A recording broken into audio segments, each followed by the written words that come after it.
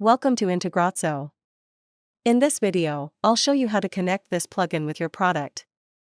You can find the plugin download link in the description below. Let's get started. After activating the plugin, go to the plugin setup page from your WordPress dashboard. Now click on Select Plugin.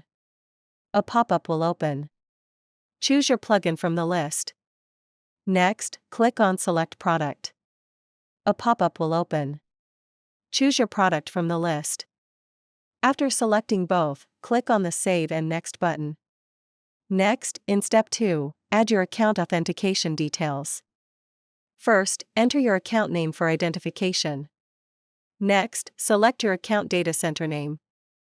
Next, click the Authenticate and Next button. Now it will redirect you to your Zoho account. Here, review the permissions and click Accept. After that, it will redirect you back to the WordPress plugin page. Now we're in the Map Field section. Here, first select the event from the list. I am selecting New User Added. This means when a new user registers in WordPress, it will automatically trigger this integration. Next, choose the module you want to connect from the list. After selecting both, click on the Save and Next button. Now the field mapping area will open.